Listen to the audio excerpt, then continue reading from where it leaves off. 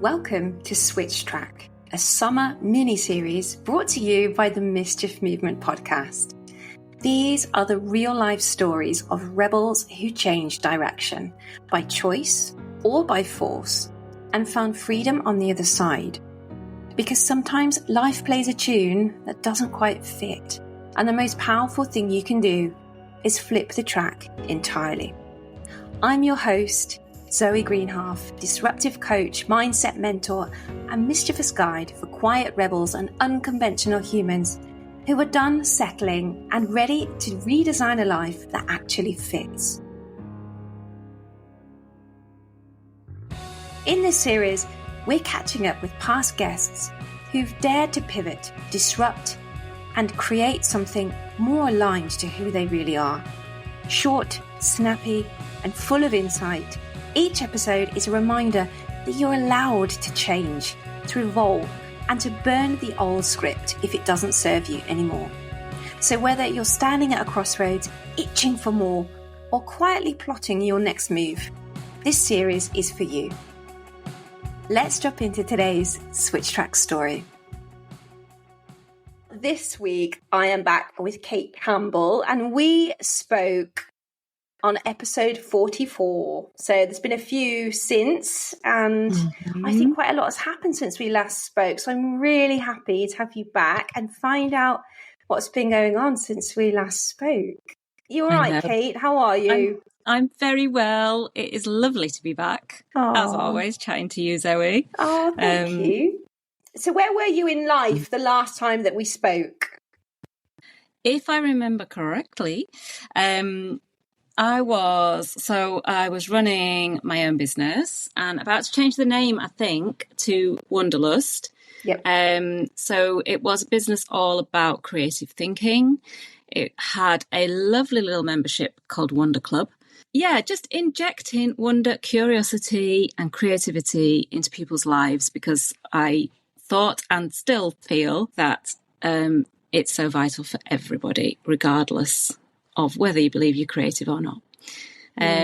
So yeah, I think at that point in time, there was a lot of chat about creativity, creative thinking, and my new name for my business at the time.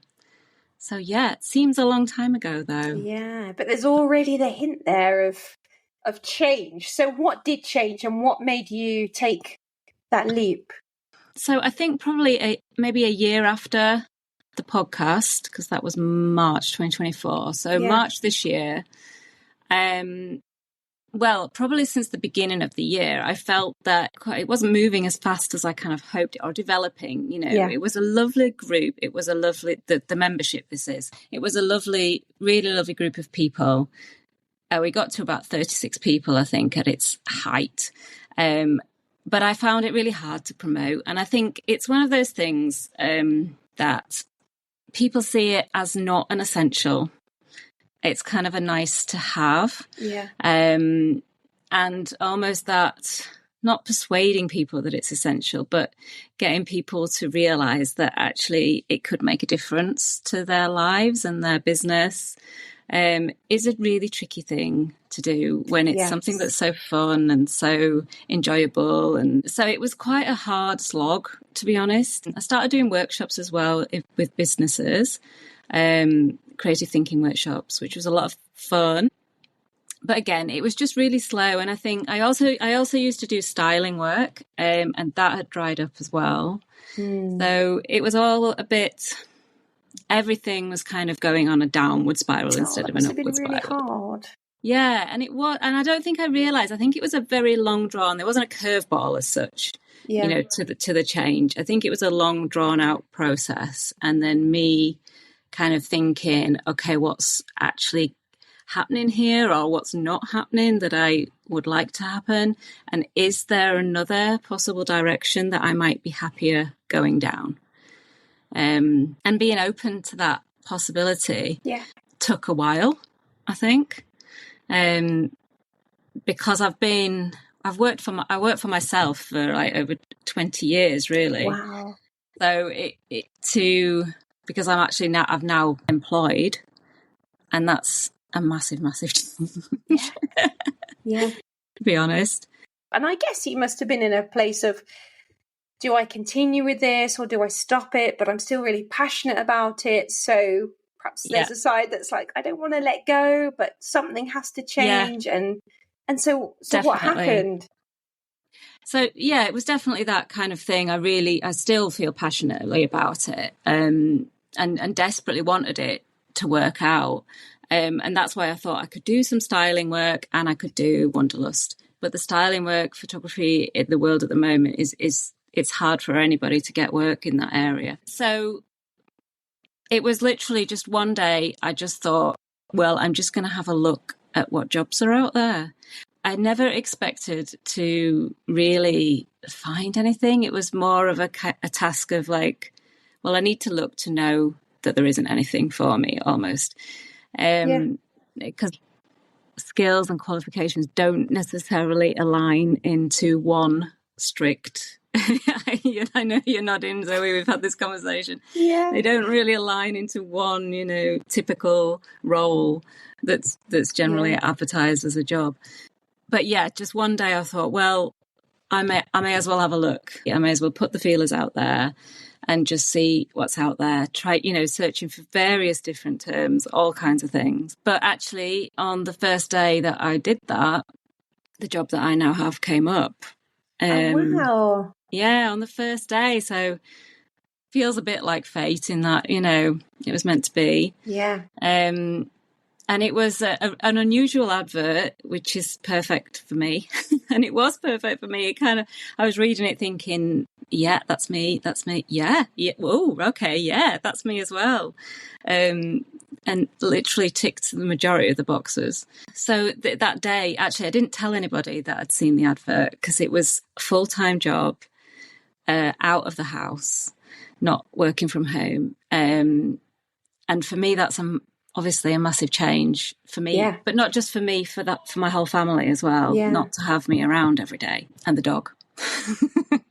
So I didn't tell anybody for a couple of days, mulling it over in my head, is it right? And I definitely swung from, I should just go for it, to, oh my God, no, it's too scary. But then I mentioned it to my family and my husband, and they were all very much in favour of me just going for it and seeing what happened, I suppose. Just you never know. And what was the job title? What's the job? So it was for innovation strategist, or a trainee, I suppose, at a lower level. Yeah, so it was an introductory post, I suppose, to being an innovation strategist for a brand agency who work with food and drink brands. So it was basically the advert. They wanted someone with ideas, who was curious, creative thinking. They do workshops like I'd done. Yeah. They think of concepts, think of ideas. This sounds right up your street. Yeah, I know. Yeah, it really was. I was like, oh my God, how come I did not know this job existed before now? What were the scariest parts of pivoting? You talked a little bit about giving up that sort of sense of freedom of being able to work at home. Yeah. I think it was scary, not, like I said before, not just for me, but for my family. It's a big change. It is for my daughters. I mean, they're in their teens, so it's not like I really had to think about childcare. They are old enough to come home from school by themselves and look after themselves in that respect. But they've just been so used to having me there when they come home from school. Yeah. So it was a big change for them. For me not to be getting home till 6:30 at night is just unheard of, really.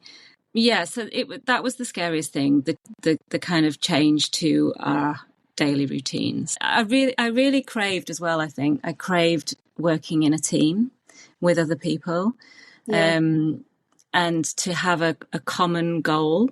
Yeah. So I wasn't necessarily scared by the job itself. I was more excited, to be honest.